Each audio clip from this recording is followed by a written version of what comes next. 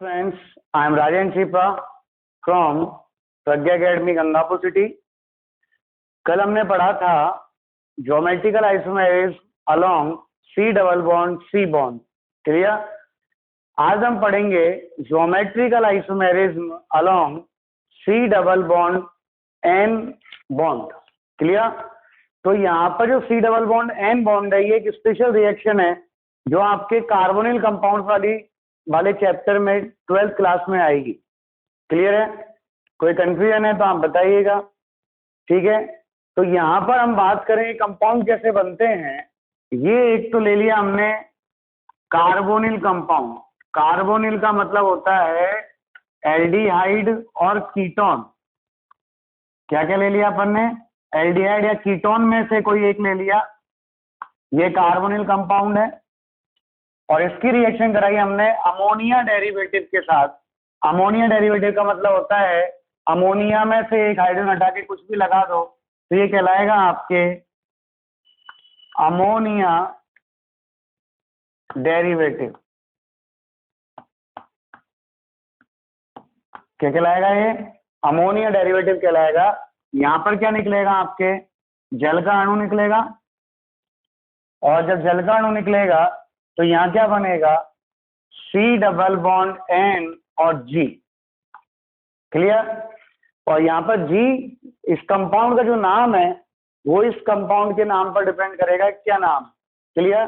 जैसे हम कह दें कि if G equals to O H ले लिया तो ये जो कंपाउंड होगा NH2G वाला, H2NG वाला, इसका नाम तो होगा हाइड्रोक्सिल एमीन। क्या नाम होगा इसका? Hydroxyl amine. और यहाँ जो ये कंपाउंड बनेगा कौन सा वाला? C double bond N G वाला। तो जी की जगह पे क्या आ जाएगा? OH आ जाएगा।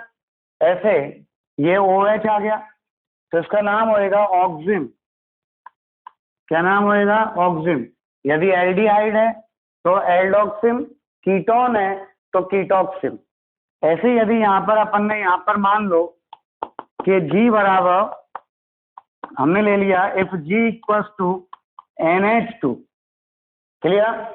तो यहाँ पर ये G इक्वल्स टू NH2 लगाएंगे तो एक और NH2 आ जाएगा। भाई OH लगाया तो क्या आया? आपके H2N और OH आया। क्लियर? अब NH2 लगाएंगे तो यहाँ पे क्या हो जाएगा? NH2 NH2 हो जाएगा। क्लियर? G की जगह पे NH2 लगा दिया तो इसे बोलते हैं हाइड्रेजीन। क्या बोलते हैं इसे? हाइड्राजीन। और यहाँ जो कंपाउंड बनेगा G की जगह पे NH2 आ जाएगा, ये बनेगा आपके हाइड्रेजोन। क्या बनेगा ये कंपाउंड? हाइड्रेजोन। ऐसे यहाँ पे बहुत सारे यौगिक ले सकते हैं अपन। और आपने ले लिया जैसे यहाँ पर मान लो कि इफ G इक्वल्स टू ले लिया NH और C6H5 तो इसका जो नाम होगा वो कहलाएगा फेनिल हाइड्रेजीन। क्लियर? तो हमें तो अभी यही पढ़ना है ऑक्सिम वाला। बाकी बुक दे कुछ भी सकता है लेकिन हमें पढ़ना क्या है? ऑक्सिम वाला। तो इसका नाम क्या होगा? इसका नाम होगा फेनिल हाइड्रेजोन। क्या नाम होगा इसका? Phenyl hydrazone. ऐसे यदि मैं चौथा ले लूं यहाँ पर कि इफ G इक्वल्स टू आपने ले लिया NHCONH2 तो यहाँ पर G की जगह पर लगा दिया NHCONH2 तो ये बन जाएगा सेमी कार्बाजाइड। क्या बन जाएगा? Semi carbazide. क्लियर? और ये क्या बन जाएगा? सेमी कार्बाजोन। क्या नाम होगा इस कंपाउंड का? सेमी कार्बाजोन। ऐसे ही यहाँ पर G बराबर R भी हो सकता है। R का मतलब R लगते 1 डिग्री एमीन हो गया तो ये कहलाएगा 1 डिग्री एमीन। और इस कंपाउंड का नाम होगा ships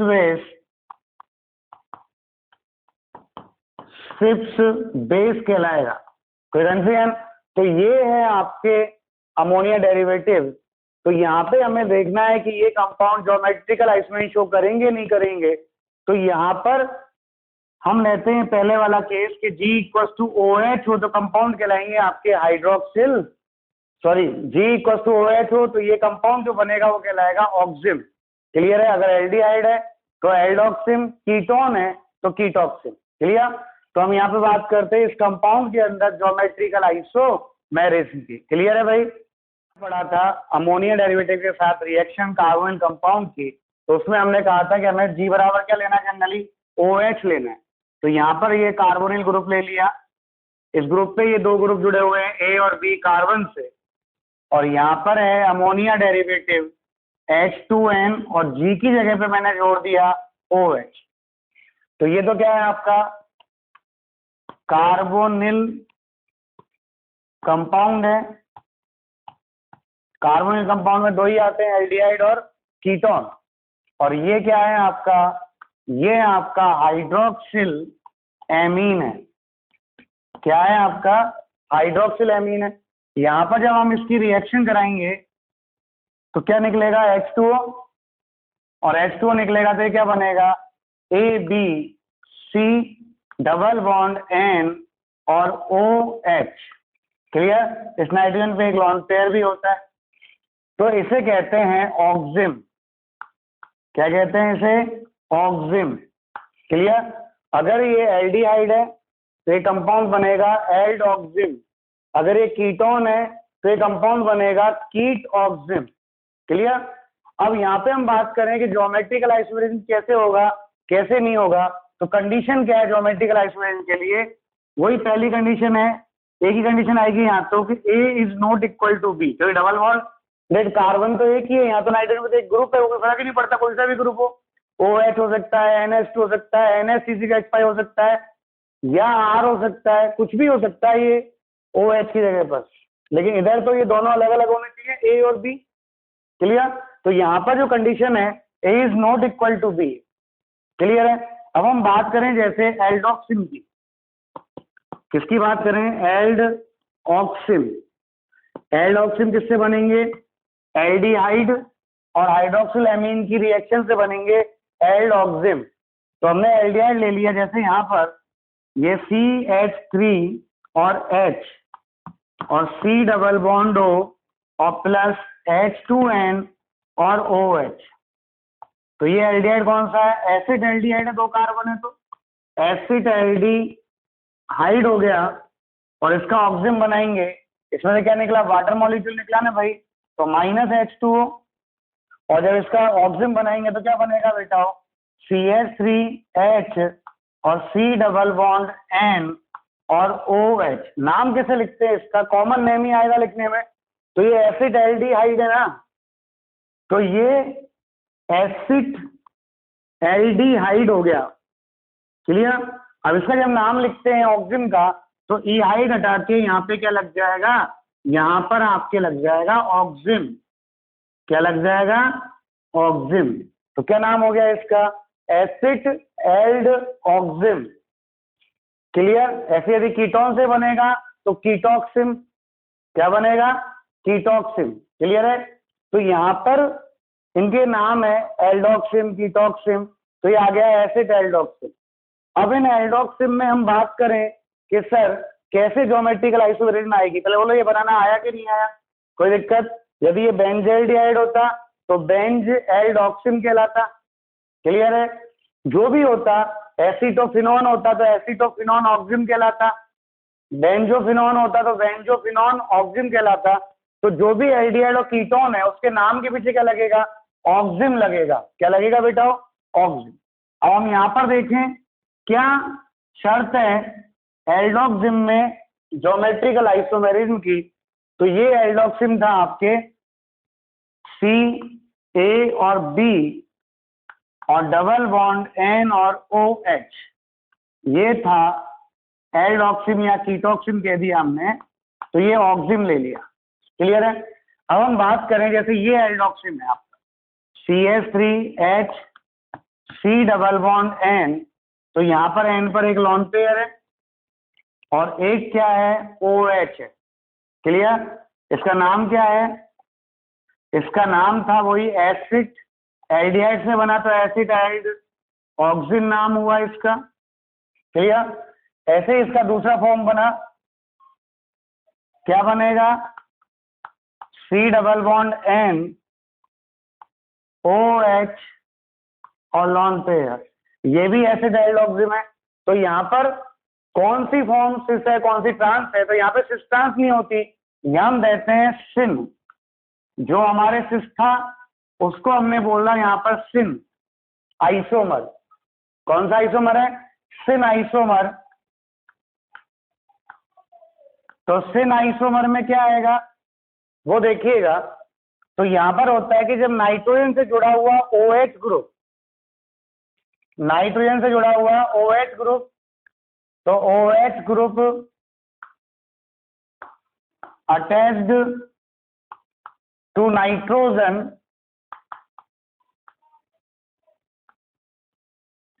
and hydrogen atom attached to carbon.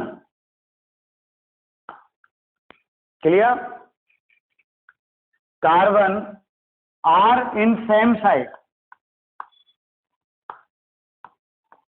ये दोनों एक ही साइड में हैं तो सिल। तो यहां पर देखिएगा ये सेम साइड है, नाइट्रोजन से जुड़ा हुआ OH ग्रुप या कोई भी जो ग्रुप नाइट्रोजन जुड़ा होगा वो ग्रुप और कार्बन से जुड़ा हुआ हाइड्रोजन ग्रुप यदि सेम साइड है तो ये कहलाएगा सिन। क्या कहलाएगा ये, सिन आइसोमर। तो इसका नाम क्या हो गया, सिन एसिड एल्डोक्सिल। क्या देखना है आपको, नाइट्रोजन से जुड़ा हुआ OH ग्रुप और कार्बन से जुड़ा हुआ हाइड्रोजन ग्रुप अगर सेम साइड है तो क्या कहलाएगा, वो सिन फॉर्म कहलाएगा, सिन आइसोमर कहलाएगा। किसके अंदर, एल्डोक्सिम के अंदर। किसके अंदर, एल्डोक्सिम्स के अंदर। क्लियर। और दूसरा क्या है, जो हमारा ट्रांस था उस ट्रांस को हमने बोला एंटी, क्या बोला हमने, एंटी आइसोमर बोला। और एंटी आइसोमर बोला तो यहां पे क्या आएगा कि जब नाइट्रोजन से जुड़ा हुआ OH ग्रुप एंड कार्बन से जुड़ा हुआ हाइड्रोजन ग्रुप दोनों अपोजिट डायरेक्शन में, OH group of nitrogen and hydrogen of carbon या hydrogen of double bonded carbon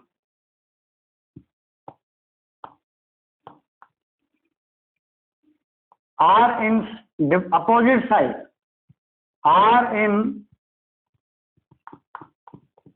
opposite side, then आएगा एंटी। क्लियर है। तो यहां पे आप देखिएगा अपन बात करें ऑक्सिम्स की तो क्लियर है। तो यहां पर नाइट्रोजन से जुड़ा हुआ OH और कार्बन जुड़ा हुआ हाइड्रोजन एक दूसरे के अपोजिट है तो ये कहलाएगा एंटी आइसोमर। और एंटी किसका है, एसिड एल्ड ऑक्सिम का है। किसका है, एंटी एसिड एल्ड ऑक्सिम का है। और एग्जांपल लिया जैसे अपन ने, और एग्जांपल ले लिया C6H5 और H, कौन सा एल्डिहाइड है ये, बेंज एल्डिहाइड हो गया ना भाई। तो ये हो गया बेंज एल्डिहाइड। क्लियर। और इस पे अगर अपन ने इसका ऑक्सिजन बनाया तो क्या जुड़ेगा, यहाँ पे N और OH जुड़ेगा, N और यहाँ पे एक OH इधर जोड़ दिया, इधर आया तो एलॉन पे इधर आएगा तो इसका नाम क्या होगा, बेंज एल्डिहाइड है। तो बेंज एल्ड और क्या हो जाएगा इसका नाम, ऑक्सिम। क्या नाम हो गया, बेंज एल्ड ऑक्सिम। क्लियर है। और ऐसे ही यहाँ पर इसका दूसरा फॉर्म बना है C6H5 H और C डबल बॉन्ड N, ये OH नीचे लिए हैं तो ये भी क्या है, वही बेंज एल्ड ऑक्सिम। क्लियर। तो यहाँ पर देखो कौन सा सिन है कौन सा एंटी है। तो यहाँ पे क्या देखना हमें, नाइट्रोजन से जुड़ा हुआ जो भी ग्रुप है OH है या अदर ग्रुप है वो, और कार्बन से जुड़ा हुआ हाइड्रोजन ग्रुप सेम साइड है अपोजिट साइड है, अपोजिट है दोनों, अपोजिट है देखिए कहलाएगा आपके एंटी आइसोमर कहलाएगा। और यहाँ पर दोनों ग्रुप सेम साइड है, नाइट्रोजन से जुड़ा हुआ OH एंड कार्बन जुड़ा हुआ हाइड्रोजन, देन ये क्या कहलाएगा, सिन फॉर्म कहलाएगा। क्या कहलाएगा ये, सिन फॉर्म। कोई कंफ्यूजन? तो ये है सिन एंड एंटी आइसोमर। कोई कंफ्यूजन है तो आप बताइए, नाम लिखना आया कि नहीं आया? जो भी आपका एल्डिहाइड है उसके एल्डिहाइड में से केवल एल्ड रखना है और ऑक्सिम जोड़ना है। क्लियर? एसिड एल्डिहाइड है तो एसिड एल्डोक्सिम, बेंज एल्डिहाइड है तो बेंज एल्डोक्सिम। क्लियर है? जो भी एल्डिहाइड है उसके पीछे क्या जोड़ना है, एल्डोक्सिम जोड़ना है। Any confusion? करें कीट ऑक्सिम की, किसकी बात करें, कीट ऑक्सिम। तो यहाँ पे हम ले रहे हैं कीटोक्सिम्स ले रहे हैं। क्लियर है? तो कीटोक्सिम्स में ये A और B जो होंगे दोनों R ही होंगे, R, और ये हो जाएगा R डैश। तो कंडीशन क्या है, R is not equal to R dash. Clear? जैसे आपने यहाँ पे लिखा CH3 और C2H5 और C डबल बॉन्ड O, ये कीटोन ले लिया, इसका ऑक्सिम बनाया, तो यहाँ पे क्या जोड़ दिया आपने, N और OH जोड़ दिया। तो इसका नाम क्या है, फिर कीटोन का नाम क्या होता है, एथिल मैथिल कीटोन होता। तो यहाँ जो इसका नाम आएगा, कीटोन हटके क्या लग जाएगा, कीटोन हटके लगेगा कीट ऑक्सिम। क्या नाम लगेगा इसका, कीट ऑक्सिम। क्लियर है? तो इसका नाम क्या हो गया, एथिल मैथिल कीट ऑक्सिम। अब यहाँ पर ये दोनों ग्रुप जो है वो डिफरेंट होने चाहिए तो ही ज्योमेट्रिकल आइसोमेरिज्म शो करेगा, और यदि डिफरेंट नहीं है तो ये ज्योमेट्रिकल आइसोमेरिज्म शो नहीं करेगा। क्लियर? तो आप यहाँ देखिएगा, ये OH है, अब मैं यहाँ पे दो फॉर्म बना दूं, एक तो ऐसे OH और दिस, और एक फॉर्म बना दी हमने CH3 C2H5 C double bond N, और इधर OH आ जाए और इधर लॉन पेयर आ जाए। क्लियर है बेटा? अब हम यहाँ पर देखें, ये भी वही एथिल मैथिल कीट ऑक्सिम है। क्या नाम है इसका, एथिल मैथिल और कीट ऑक्सिम। क्लियर? क्या नाम है इसका, एथिल मैथिल कीट ऑक्सिम। अब यहाँ पे सिन एंड एंटी कैसे करते हैं, तो बेटा एक चीज ध्यान रखिएगा कि कीटोक्सिम के अंदर जो सिन एंड एंटी है, वो सिन एंड एंटी हम जो देते हैं नाम, वो स्वेच्छा से देते हैं। स्वेच्छा से का मतलब है एक आइसोमर को सिन दे दिया और दूसरे आइसोमर को एंटी दे दिया। क्लियर है? क्या काम है, अगर ये सिन है तो वो एंटी हो जाएगा, ये एंटी है तो वो सिन हो जाएगा। लेकिन फिर भी हम एक कंसेप्ट यूज कर लें कि सर जैसे नाम आया यहाँ पर, मैंने मान लो इसको सिन दे दिया, तो यहाँ पर देखो नाइट्रोजन जुड़ा हुआ OH और जो ग्रुप उसके सामने है वो सिन है। अगर इसमें एथिल पहले लिख रहा है तो एथिल को देखना हमें OH के रेस्पेक्ट में, तो एथिल और OH दोनों सेम साइड है, सेम साइड है, ये कहलाएगा सिन। तो ये कहलाएगा सिन एथिल मैथिल कीटोक्सिम। क्या कहलाएगा ये, सिन एथिल मैथिल कीटोक्सिम। तो यहाँ पर देखो, आप इसको एंटी भी कह सकते हो और इसको सिन भी कह सकते हो, आर्बिटरी स्वेच्छा से है, कोई टेंशन नहीं है। लेकिन फिर भी अगर अपन परफेक्टली देना चाहें तो जो नाम यहाँ लिख रहा है एथिल, जो पहले नाम लिख रहा है ग्रुप का एल्किल का, वो ग्रुप और OH ग्रुप देखना है, यदि सेम साइड है तो सिन। अब यहाँ पे देखो एथिल और OH अपोजिट साइड है तो क्या कहलाएगा ये, एंटी। बाकी ये नहीं है कि सर आप इसको सिन क्यों कहा, उसको एंटी क्यों कहा, आप किसी को भी सिन कह सकते हो, किसी को भी एंटी कह सकते हो, लेकिन आप आदत डालो जो नाम यहाँ लिख रहा है वो ग्रुप और नाइट्रोजन से जुड़ा हुआ OH ग्रुप दोनों सेम साइड हो। क्लियर? तो कहलाएगा सिन एंड एंटी। क्लियर? जैसे आपने यहाँ पे लिया C6H5 और CH3 C double bond N और OH और सिंपल, जो ये वाला कीटोन होता है कौन सा, C6H5 और CH3 C double bond O, इसे कहते हैं एसीटोफिनोन। क्या कहते हैं इसे, एसीटोफिनोन। तो क्या बनेगा, एसीटोफिनॉन ऑक्सिम बनेगा। क्लियर? और बाकी से जो सिंपल नेम होता था, कॉमन नेम, ये कॉमन नेम ही है। एक और कॉमन नेम होता था डाई एल्किल वाला, तो एल्किल फेनिल है, ये मैथिल है, तो पहले कौन आएगा? मैथिल। क्या नाम लिखेंगे इसका? मैथिल फेनिल। और पीछे कीटोन आता था, तो कीटोन की जगह क्या आ जाएगा? कीटोक्सिम आ जाएगा। क्या जाएगा? कीटोन की जगह पर कीटोक्सिम आ जाएगा। तो क्या लगेगा यहाँ पर? मैथिल लग रहा है पहले, तो मैथिल और OH ग्रुप देखो दोनों अपोजिट है, अपोजिट है, तो क्या हो गया? ये एंटी।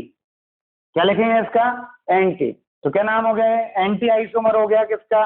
मैथिल फेनिल कीटोक्सिम का। आपने और बना लिया, जैसे ये ले लिया C6H5 और CH3 और डबल बॉन्ड एंड OH और लॉन पेयर। नाम क्या है इसका? वही मैथिल फेनिल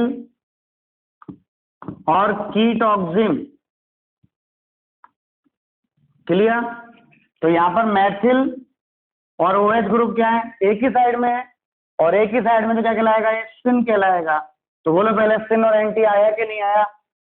किसके अंदर? एल्डोक्सिम और कीटोक्सिम के अंदर। एल्डोक्सिम में तो कार्बन से जुड़ा हुआ हाइड्रोजन देखते हैं और नाइट्रोजन जुड़ा हुआ OH देखते हैं। अगर हाइड्रोजन और OH दोनों सेम साइड है तो सिन, और अपोजिट साइड है तो एंटी।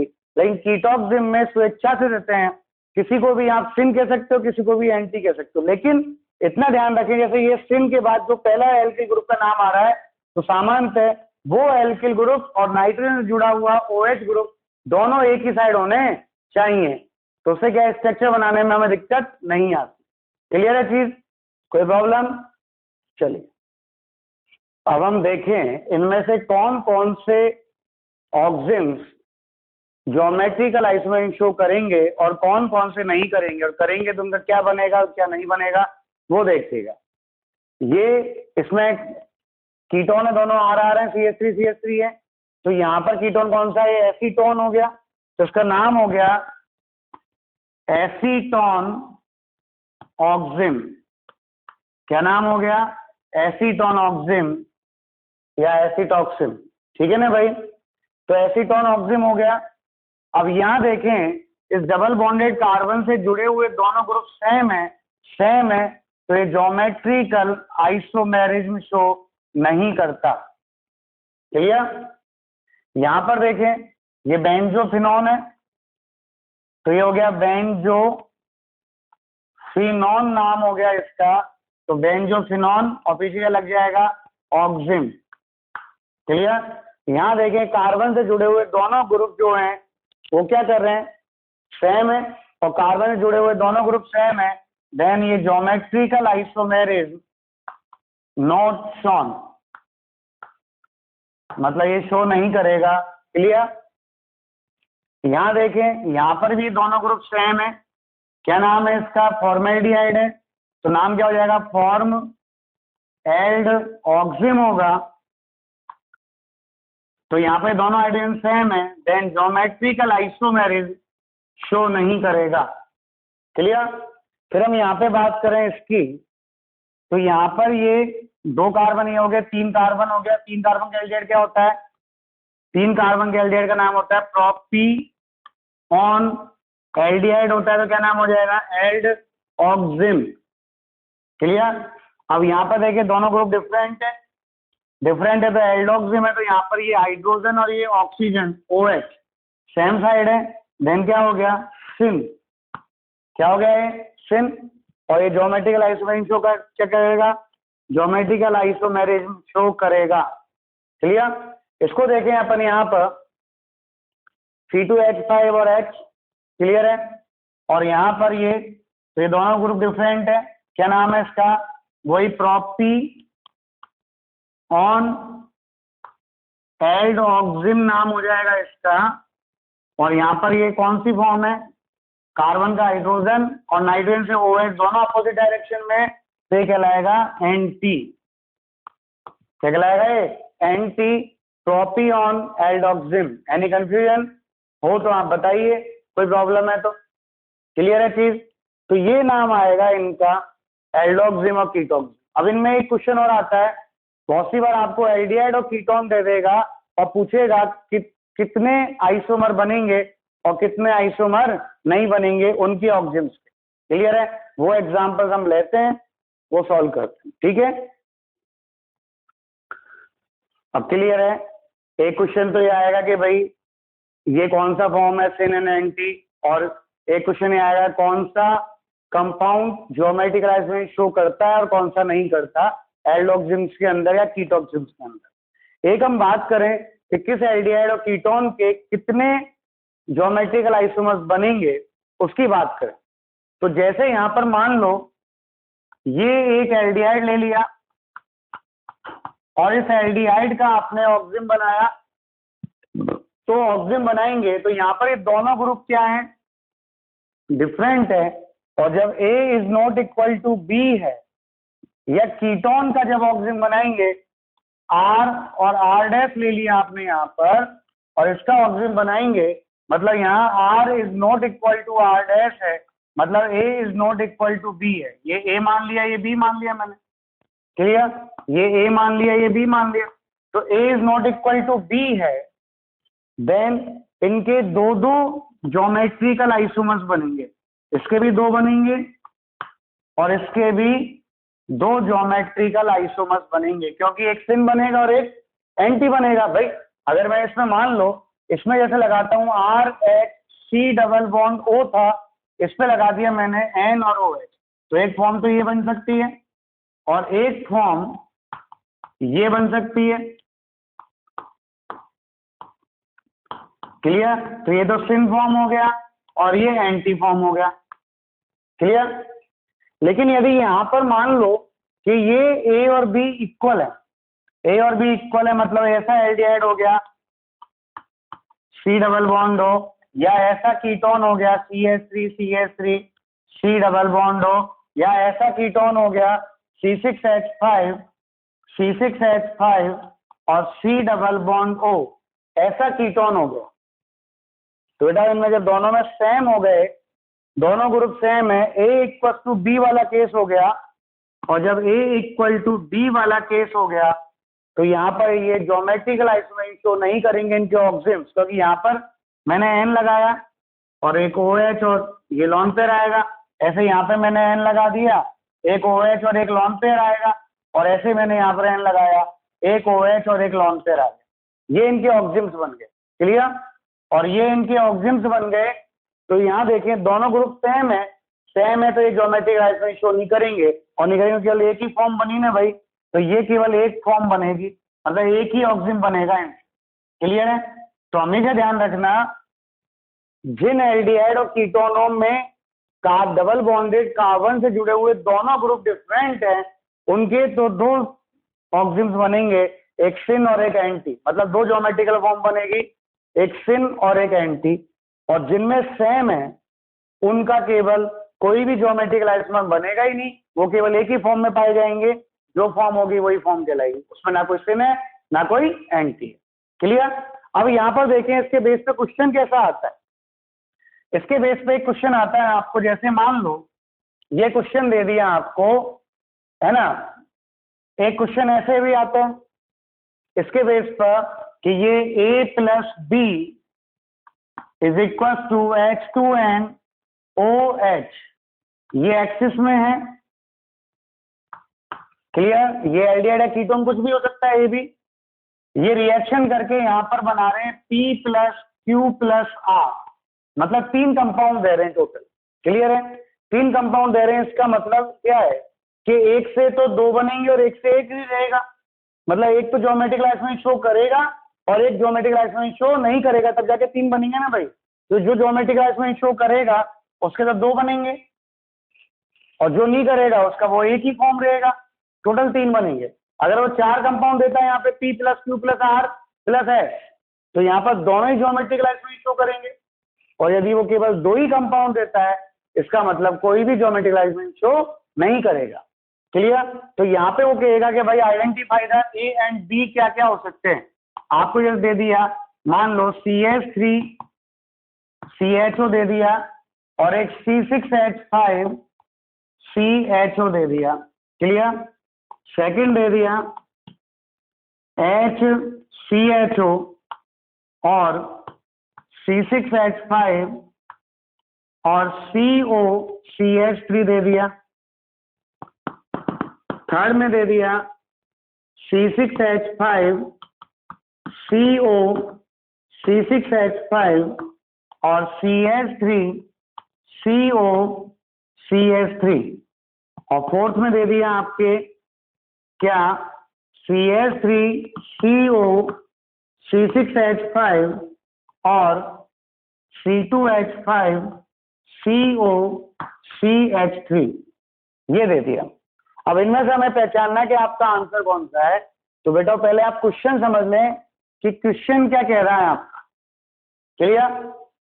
क्वेश्चन कह रहा है दो कार्बोनिल कंपाउंड है, एल्डिहाइड है, कीटोन कुछ भी हो सकते हैं। ये हाइड्रोक्सिल एमीन की एक्सिस से रिएक्शन कर रहे हैं और यहाँ पर 3 ऑक्सीजन्स बना रहे हैं।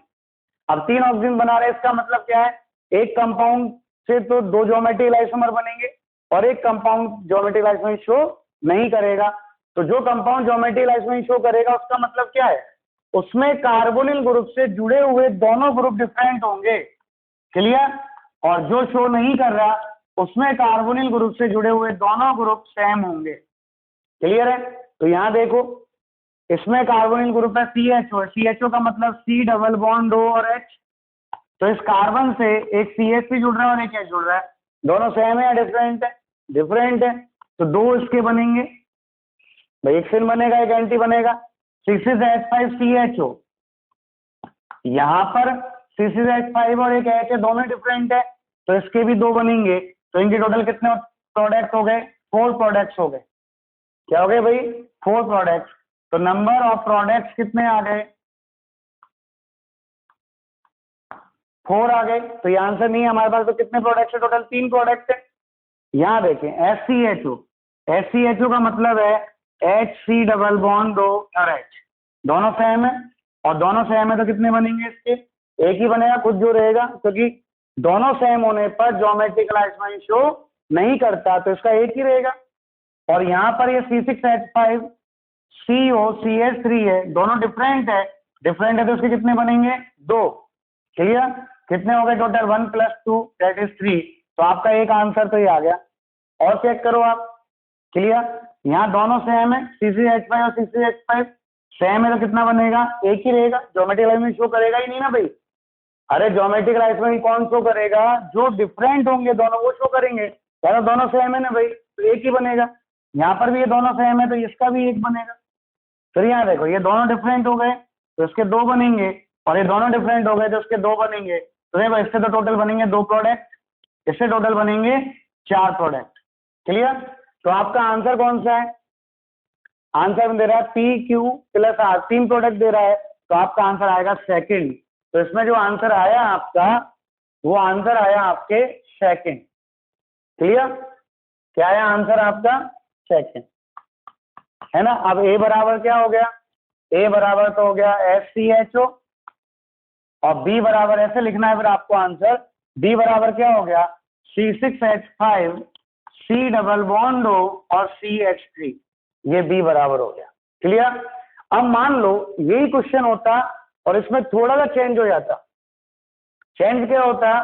चेंज होता P + Q + R + S, मतलब 2 एल्डिहाइड और कीटोन से 4 प्रोडक्ट बन रहे हैं, तो इनमें से कौन सा होगा? तो हमने पहचान तो लिए ही सही। तो 4 वाले पे आपका आंसर कौन सा आएगा? पहला आ सकता था और चौथा आ सकता था। क्लियर है? तो जब ये PQRS दे दे तो आंसर होगा आपका फर्स्ट एंड फोर्थ। क्या होगा answer? First and fourth. Clear? एक क्वेश्चन और कैसा आ सकता था? वो यहाँ पर PQRS ना देकर P + Q दे दे, मतलब टोटल 2 ही प्रोडक्ट बन रहे हैं, तो 2 एल्डिहाइडों से 2 प्रोडक्ट बन रहे हैं। इसका मतलब क्या है? इसका मतलब क्या है कि दोनों ही एल्डिहाइड और कीटोन, मतलब 2 एल्डिहाइड और कीटोनों से 2 प्रोडक्ट बन रहे हैं। इसका मतलब हमारा जो भी कार्बोनिल कंपाउंड है वो carbonyl compound geometrical isomer show नहीं करता, और नहीं कर रहा है इसका मतलब क्या है? दोनों ग्रुप सेम है, तो दोनों ग्रुप सेम तो इसमें आ रहे हैं ना भाई। क्लियर? तो आंसर क्या आएगा? आंसर आएगा थर्ड। क्लियर? तो ये है एक क्वेश्चन, ये आएगा ऑक्सीजन्स के अंदर A + B बराबर दिस। अगर वो 2 प्रोडक्ट की कहता है तो आपको ये वाला आंसर देना है, अगर वो 3 प्रोडक्ट की कहता है तो आपको सेकंड वाला आंसर देना है, और यदि वो P + Q + R + S मतलब 4 प्रोडक्ट लिखे तो आपको फर्स्ट और फोर्थ आंसर देना है। कोई कंफ्यूजन? क्लियर है? अब हम बात करते हैं geometrical isomerism along an double bond N bond, इन्हें हम कहते हैं एजो कंपाउंड्स। क्या कहते हैं इन्हें? एजो कंपाउंड्स कहते हैं। और एजो कंपाउंड्स कहते हैं तो बेटा हो आप देखिएगा यहाँ पर कैसे आएगा। हमने क्या कहा? Geometrical isomerism along an double bond an, तो यहाँ पर हमने ये एन डबल बॉन्ड एन ले लिया। अब यू नो डैट नाइट्रोजन की वैलेंसी कितनी होती है? 3 होती है, तो 2 वैलेंसी कंप्लीट देगी तो ग्रुप जुड़ेगा। तो हमने यहाँ पे जोड़ लिया मान लो C6H5 और एक क्या रह गया इस पे लॉन पेयर, और यहाँ क्या आ गया C6H5 और एक क्या आ गया लॉन पेयर। क्या नाम है इसका? एजोबेंजीन। क्या नाम है इसका? एजोबेंजीन। क्लियर? तो ये जब दोनों ग्रुप एक ही साइड है तो इसमें कुछ है ही नहीं है, एक ही तो ग्रुप है भाई, नाइट्रोजन जुड़े हुए ग्रुप एक ही है, तो हमें ए और बी वाली कंडीशन देखनी नहीं है, केवल ये देखना है कि जब सेम ग्रुप दोनों ग्रुप एक ही साइड है तो ये सिन फॉर्म हो गया, और यदि ये दोनों ग्रुप अपोजिट साइड है ऐसे C6H5 और C6H5 और ये this lone pair and lone pair opposite side है, तो ये क्या हो गया? Anti azobenzene. क्लियर? तो इसमें ज्यादा चॉइस नहीं है, सिंपल सा है, एक ही तो ग्रुप है नाइट्रोजन से, यदि दोनों ग्रुप सेम साइड हो गए देन सिन, और अपोजिट साइड हो गए देन एंटी। कोई कंफ्यूजन है तो आप बताइए, कोई दिक्कत है तो आप बोलिए। क्लियर? ये थे आपके geometrical isomerism along C double bond C bond, C double bond N bond और N double bond N bond. आया कि नहीं आया? कोई कंफ्यूजन?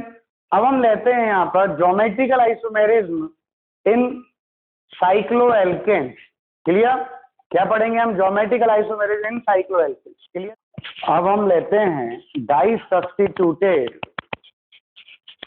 क्या लेते हैं हम? डाई सब्स्टिट्यूटेड साइक्लोएल्केन्स में ज्योमेट्रिकल आइसोमेरिज्म। तो हमने क्या बोला? डाई सब्स्टिट्यूटेड होना चाहिए, मतलब ये साइक्लोएल्किल है तो यहाँ पर देखो कार्बन की 2 वैलेंसी कंप्लीट है, 2 बच रही हैं, तो मैंने यहाँ पर 2 लगा दी, ए और बी, ए और बी, यहाँ पे भी लगा सकते हो आप। तो यहाँ जो कार्बन से जुड़ी हुई, एक कार्बन जुड़े हुए जो दोनों ग्रुप हैं ए और बी, कंडीशन क्या है? A is not equal to B, पहली चीज, और दूसरी कंडीशन क्या है कि रिंग जो है वो डाई सब्स्टिट्यूटेड होनी चाहिए। क्या होनी चाहिए भाई? डाई सब्स्टिट्यूटेड रिंग होनी चाहिए। क्लियर? जैसे आपने यहाँ पे ले लिया, ये ले लिया आपने CH3 और H और CH3 और H। क्लियर? ये दोनों कैसे हैं? एक 3 कार्बन की रिंग है ऐसे, और एक CH3 ऊपर है और H नीचे है, CH3 ऊपर है और H नीचे है, दोनों CH3 सेम साइड है देन सिस, और अब दोनों H सेम साइड है देन सिस। तो यहाँ पर ये क्या कहलाएगा? सिस फॉर्म कहलाएगा। क्या कहलाएगा? Cis form. क्लियर? आपने ऐसे ही ले लिया, इसका बनाया CH3 और H, H और CH3, तो दोनों पर CH3 अपोजिट डायरेक्शन में, तो कौन सी फॉर्म हो गई आपके? ट्रांसफॉर्म।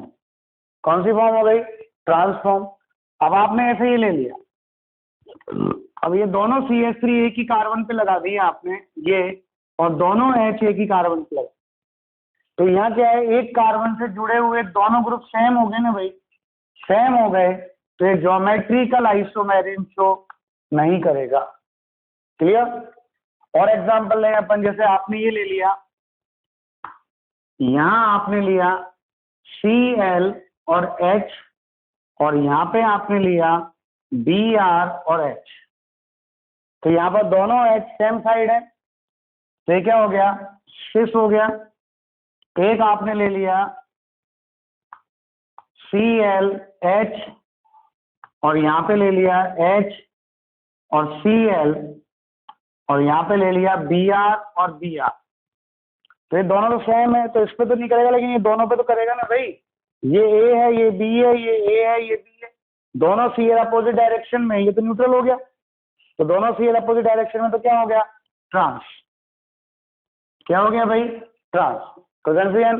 जैसे आपने और एग्जांपल लिए, ये एग्जांपल ले लिया, सपोज दैट CH3 और H और CH3 और H दोनों एक ही डायरेक्शन में CH3, देन क्या हो गया? ये सिस फॉर्म। कौन सी फॉर्म हो गया? ये सिस फॉर्म।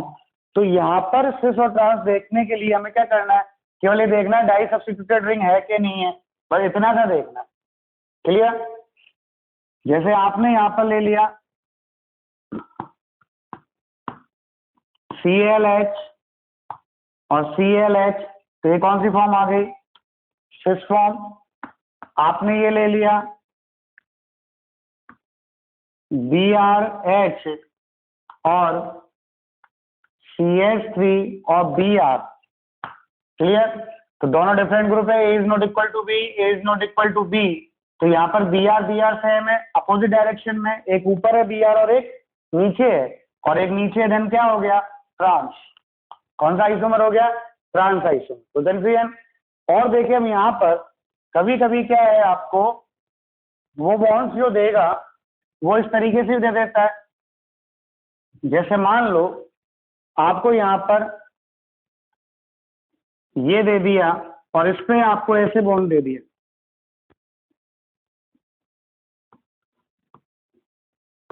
ये इस तरह से बॉन्ड दे दिए, और यहाँ लगा दिया CH3 और CH3। तो जो दूसरा बॉन्ड होता है भाई, ये लाइन होती है, ये बेस होता है, और एक और बॉन्ड आता है डैश। इस चैप्टर में पढ़ेंगे हम इन बॉन्डों को। ये हमने यहाँ पे लगा दिया H और H, तो ये डैश है और ये बेस है और ये लाइन है। क्लियर है? तो इसका मतलब क्या होता है? जो बेस पर होता है ऐसे होता है, इसका मीन है कि ये ग्रुप कहाँ है? टूवर्ड्स द बीवर है। बीवर कौन? हम। तो ये हमारी ओर है, ऐसे है, ये हमारी ओर है और ये हमसे दूर वाला है। तो ये हमारा CH3 और ये हमारा H है, और ये बाकी की रिंग। तो ऐसे लग रहा है, देखो ये जो रिंग है वो तो ऐसे है। अब ये CH3 आपकी ओर आ रहा है भाई, ये तो इस रिंग का ग्रुप हो गया, ये कार्बन ये हो गया, और ये बॉन्ड ये हो गया, और यहाँ पर ये अंगूठा आपकी ओर आ रहा है। तो ये कहलाएगा टूवर्ड्स द बीवर, मतलब बेस पर, और ये उंगली आपसे दूर जा रही है, ये हो गया अवे फ्रॉम द बीवर। तो ये CH3 आपका और ये H है, 3D में ऐसे है। तो ये कौन सा है आपके? Towards the beaver. और जो डैश डैश डैश वाला है ऐसे, ये होता है अवे फ्रॉम दी बीवर। अब थोड़ा दिमाग लगाएंगे यहाँ पर, तो ये आप सिंपल समझे इसमें। तो ये जो बेस है ये बोर्ड के बाहर है, यूं भाई, ये लाइन यदि बोर्ड के इस प्लेन में है, तो ये जो बेस है वो बोर्ड के प्लेन से बाहर है, और जो डैश है वो बोर्ड के प्लेन के भीतर है, ऐसे। तो ये CH3 यहाँ पे बोर्ड मान लिया मैंने, तो ये CH3 है और ये H है आपका। क्लियर है? तो दोनों CH3 टूवर्ड्स द बीवर है, देन क्या हो गई? सिस फॉर्म हो गई। आपको यदि ये ऐसे आता, आपको यदि ये ऐसे आता Cl और Cl, तो एक Cl तो टूवर्ड्स द बीवर है और एक Cl away from the beaver है। एक Cl तो बाहर की ओर है और एक Cl अंदर की ओर। मेरे अंगूठों को देखिए आप, तो एक Cl तो कहाँ है? टूवर्ड्स द बीवर है, मतलब आपकी ओर है, और एक Cl कहाँ है? अवे फ्रॉम द बीवर है, मतलब आपसे दूर है। क्लियर? तो ये दोनों क्या अपोजिट है? सेम है, अपोजिट डायरेक्शन में। अपोजिट में कौन से फॉर्म कहलाएगी? आपके ट्रांसफॉर्म। तो इनको अभी हम और ढंग से पढ़ेंगे जब हम पढ़ेंगे प्रोजेक्शन फॉर्मूले, बेस डैश वगैरह वगैरह, बहुत सारे फॉर्मूले पढ़ेंगे, तो उनमें हम इनको ढंग से पढ़ेंगे। अभी तो आप इतना समझ लें कि ये बेस है। क्या ये? बेस, WEDGE, बेस है। इसका मतलब होता है इस पर जो ग्रुप प्रेजेंट है वो होगा टूवर्ड्स द बीवर। बीवर कौन? आप लोग जो देख रहे हैं उनकी ओर, मतलब बोर्ड के बाहर, ऐसे। क्लियर? और ये होता है अवे फ्रॉम द बीवर, ये ऐसे है, पीछे की ओर जा रहा है अंगूठा, और ये अंगूठा आपकी ओर है। क्लियर? तो ये तो बेस है और ये डैश, और ये जो हाथ है मेरा वो इन द प्लेन है, तो ये प्लेन से बाहर है और ये प्लेन के भीतर है, मतलब उधर है, पीछे की तरफ। क्लियर? तो ये तो बेस है और ये डैश। कोई कंफ्यूजन? चलिए, तो ये हो गया cis trans isomerism in cyclic compounds. Okay, और देखते हैं एग्जांपल्स। अब हम लेते हैं और एग्जांपल्स। देखिएगा, जैसे मान लो आपको ये बाईसाइक्लो कंपाउंड दे दिया है, क्या नाम है इस कंपाउंड का? बाईसाइक्लो। क्लियर? फिर क्या लिखते हैं अपन? 1 2 3 4, 1 2 3 4 और इसमें 0 है तो 4, 4, 0 बढ़ते हुए क्रम में लिखते हैं। क्लियर है? और फिर क्या लिखेंगे? 6 और 4 10 कार्बन है तो क्या नाम हो गया इसका? डेकेन। ये इसका आईयूपीएसी नेम है। अब मान लो यहाँ पर जो हाइड्रोजन प्रेजेंट है उन हाइड्रोजनों को आपको ऐसे शो किया गया, ऐसे शो किया गया उन हाइड्रोजन को, ठीक, H और H तो दोनों बेज पर ही हैं और दोनों बेज पर ही, तो क्या फॉर्म कहलाएगी आपके? Cis form. क्या कहलाएगी ये? Cis form. आपने ऐसे ये ले लिया, ठीक है, ये ले लिया और इसको आपने ऐसे दोनों को डैश पे लगा दिया, H और H, तो दोनों डैश है एक ही साइड है, मतलब ये कौन सी फॉर्म कहलाएगी? ये भी आपके सिस फॉर्म ही कहलाएगी। तो दोनों में सेम साइड है ना भाई। क्लियर? लेकिन आपने यदि ऐसे ले लिया, एक बेस पर ले लिया और एक डैश पर ले लिया, ऐसे H और H, केवल ब्रिजेड कार्बन की बात कर रहे हैं हम। किसकी बात कर रहे हैं? ब्रिजेड कार्बन, इनकी। तो एक को बेस पर ले लिया, एक को डैश पर ले लिया, तो ये क्या कहलाएगा आपके? ट्रांसफॉर्म। क्या कहलाएगा आपके? ट्रांसफॉर्म। अब जैसे आपको एक ये दे दिया, मान लो कि यहाँ पर ये 3 Cl लगा दिए ऐसे और पूछे कि भाई इनके कितने आइसोमर बनेंगे, तो तीनों Cl एक सेम साइड ही है, तो ये क्या हो गया? सिस हो गया। अब यहाँ पे क्या हो सकता है? एक Cl अपोजिट हो सकता है, बाकी कोई से भी Cl को अपोजिट कर लो आप। क्लियर? तो ये कहलाएगा आपके ट्रांसफॉर्म। क्लियर है? अब आप कहें सर इसको करेंगे तो भी सेम बनेगा, तो ये फॉर्म और ये वाली फॉर्म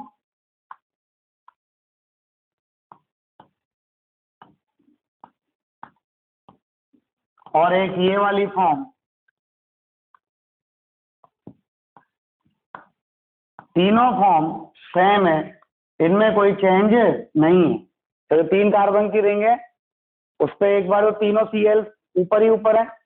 क्लियर? तीनों Cl ऊपर है, एक बार एक Cl नीचे आएगा, 2 Cl ऊपर, एक Cl नीचे होगा, तो 2 पास पास वाले Cl ऊपर है और उसके पास वाला Cl नीचे। अब मान लो मैं इसको नीचे ले जाऊं और इसको ऊपर ले आऊं Cl को, तो ये दोनों Cl ऊपर हो गए ना भाई, ये नीचे हो गया, तो 2 पास पास वाले Cl ऊपर है और एक नीचे वाला नीचे आ गया।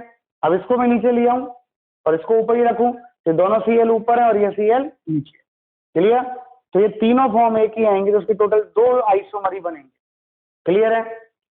अब हम बात करें ज्योमेट्रिकल आइसोमेरिज्म इन साइक्लोएल्कीन्स, कि भाई साइक्लोएल्कीन्स में ज्योमेट्रिकल आइसोमेरिज्म कैसे आएगी। तो साइक्लोएल्कीन्स में ज्योमेट्रिकल आइसोमेरिज्म देखना बहुत आसान है, बस थोड़ा सा एक कंसेप्ट आपको याद रखना है कि साइक्लोएल्कीन्स, एल्कीन्स की बात करें तो हम बात कर रहे हैं यहाँ पर ज्योमेट्रिकल आइसोमेरिज्म साइक्लोएल्कीन्स। तो साइक्लोएल्कीन्स में जो स्मॉलेस्ट साइक्लोएल्कीन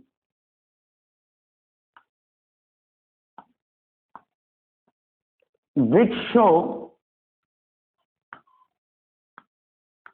geometrical isomerism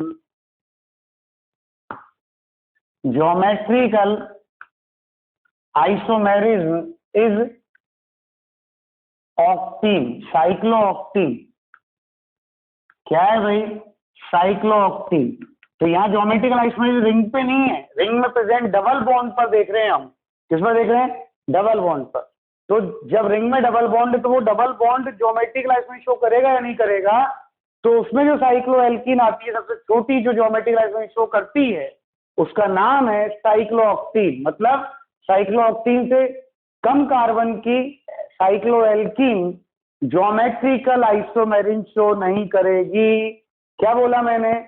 साइक्लोऑक्टीन से छोटी साइक्लोएल्कीन ज्योमेट्रिकल आइसोमेरिज्म शो नहीं करेगी, मतलब साइक्लोप्रोपीन, साइक्लोब्यूटीन, साइक्लोपेंटीन, साइक्लोहेक्सीन और साइक्लोहेप्सिन ज्योमेट्रिकल आइसोमेरिज्म शो नहीं करेगी। क्यों? क्योंकि 8 कार्बन से कम कार्बन होने पर जो साइक्लोएल्कीन होती है उसमें जब ट्रांसफॉर्म बनेगा तो ट्रांसफॉर्म के अंदर रिंग स्ट्रेन बहुत हाई होती है। क्या हाई होती है? रिंग स्ट्रेन बहुत हाई होती है, तो ट्रांसफॉर्म की एनर्जी बहुत ज्यादा होगी और वो ट्रांसफॉर्म हाईली अनस्टेबल होगा, जिस कारण वो एग्जिस्ट नहीं करेगा। लेकिन जब 8 कार्बन का आता है तो रिंग का साइज बढ़ने के कारण वहां ट्रांसफॉर्म में रिंग स्ट्रेन डिक्रीज होती है, और डिक्रीज होगी तो कुछ परसेंटेज में वो ट्रांसफॉर्म एग्जिस्ट होगा, और जैसे जैसे रिंग का साइज बढ़ाते जाएंगे ट्रांसफॉर्म की स्टेबिलिटी इंक्रीज होती जाएगी, क्योंकि रिंग स्ट्रेन घटता जाएगा। क्लियर है? तो क्या बोला मैंने? साइक्लोएल्कीन 8 कार्बन से कम में ज्योमेट्रिकल आइसोमेरिज्म शो नहीं करती, किस पर? डबल बॉन्ड पर। ठीक है, किस पर? डबल बॉन्ड पर। सिंगल बॉन्ड वाले तो भी लिए थे अपने, लेकिन सी डबल बॉन्ड सी की बात कर रहे हैं। जैसे यहाँ पे हमने ले लिया ये साइक्लोहेक्सीन, तो साइक्लोहेक्सीन में ये H है और ये H है, तो दोनों एक सेम साइड है, डबल बॉन्ड पे, तो स्टिक्स फॉर्म हो गया, तो ये तो स्टेबल है इसकी। लेकिन जब मैं इसका ट्रांसफॉर्म बनाऊंगा तो ट्रांसफॉर्म करने के लिए घूमेगा, और जब ये घूमेगा, देखना इसको पकड़ा मैंने और इसको पकड़ा और पकड़ के घुमाया तो ये पूरी रिंग यूं बल खा जाएगी ना भाई, और पूरी रिंग यूं बल खा जाएगी तो कैसी आएगी ये रिंग? आप देखिएगा यहाँ पर ये रिंग ऐसे आएगी, 1 2 3 4 5 6। क्लियर? यहाँ कोई कार्बन नहीं है बीच में, एक कार्बन ये रहा, एक कार्बन ये रहा, एक ये रहा, एक ये रहा, एक ये और एक। तो यहाँ पर ये रिंग में बल खा गया ऐसे ही। क्लियर? और रिंग ने बल खा गया तो रिंग में क्या हो गया? स्ट्रेन आ गया ना भाई, मरोड़ी आ गई वहां। क्या आ गई? मरोड़ी आ गई। तो ये कहलाएगा आपके ट्रांस साइक्लोहेक्सीन। अब मैंने ट्रांस साइक्लोहेक्सीन बना दिया और इससे साइक्लोहेक्सीन है, लेकिन यहाँ पर ट्रांस साइक्लोहेक्सीन जो होता है वो एग्जिस्टेंस में नहीं होता। क्यों? क्योंकि यहाँ पर रिंग स्ट्रेन बहुत हाई होती है, तो यहाँ पर क्या होगा? हाई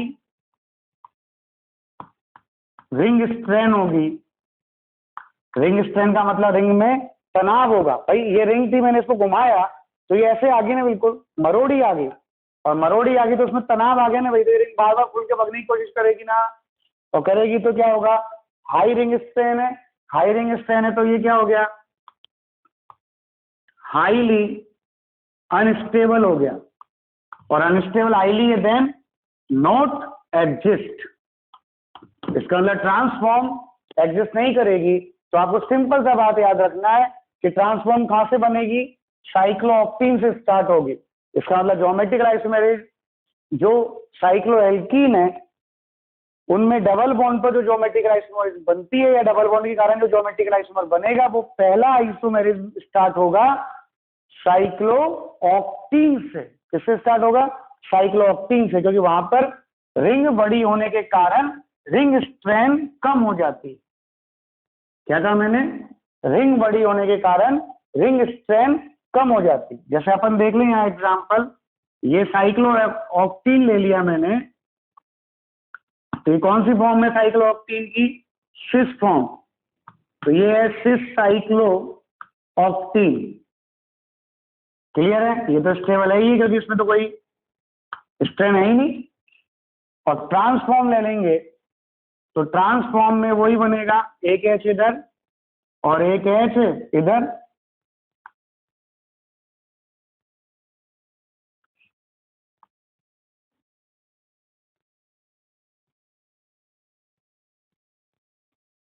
ये ट्रांसफॉर्म ले लिया मैंने। क्लियर? ये ट्रांस साइक्लोऑक्टीन हो गया। क्या हो गया आपका? ट्रांस साइक्लोऑक्टीन। 1 2 3 4 कार्बन, फिर 5 6 7 8 कार्बन। तो एक कार्बन ये रहा, एक ये रहा, एक ये रहा, एक ये रहा, एक ये रहा, एक ये रहा, और एक ये रहा, और एक ये रहा। यहाँ कोई कार्बन नहीं है बीच में, ये तो अपन स्ट्रेन भी है। तो ये इसको जब अपन ने घुमाया तो ऐसे आएगा ना भाई, ये रिंग थी, ये पूरी रिंग यूं हो जाएगी, हो गई। ट्रांसफॉर्म है, लेकिन यहाँ पर क्या है? लेस रिंग स्ट्रेन है। क्यों नहीं रिंग स्ट्रेन का मतलब कपड़ा बड़ा हो गया, और बड़ा हो गया तो उसको मरोड़ना आसान है, क्लियर है। और स्ट्रेन लेस है देन स्टेबल हो गया, तो यहां पर ये पहला ट्रांसफॉर्म होगा जो स्टेबल होगा, किसमें? साइक्लोऑक्टेन के अंदर। तो आपको केवल एक ही बात अपने कान में डाल के रखनी है कि 8 कार्बन से कम कार्बन की साइक्लोएल्कीन में ट्रांसफॉर्म नहीं बनता, मतलब 8 कार्बन से कम कार्बन की साइक्लोएल्कीन में डबल बॉन्ड पर ज्योमेट्रिकल आइसोमेरिज्म नहीं होगा, क्लियर? मतलब ज्योमेट्रिकल आइसोमेरिज्म शो नहीं करेंगे। कौन? साइक्लोऑक्टेन से कम कार्बन वाले, साइक्लोहेप्टेन, साइक्लोहेक्सीन, साइक्लोपेंटीन, साइक्लोब्यूटीन और साइक्लोप्रोपीन जो है वो ज्योमेट्रिकल आइसोमेरिज्म शो नहीं करेगा due to presence of C double bond C. Any confusion? ये है साइक्लोएल्कीन। तो साइक्लोएल्कीन में तो आपको बस ये देखना है 8 से कम है, तो आपको डायरेक्ट आंसर लिखना है note shown, geometrical isomerism note shown, clear? कोई कंफ्यूजन? देन टेल मी, अगर नहीं है तो बताइए, क्लियर है प्रॉब्लम? चलिए, तो ये हो गया साइक्लोएल्कीन में ज्योमेट्रिकल आइसोमेरिज्म। कोई कंफ्यूजन?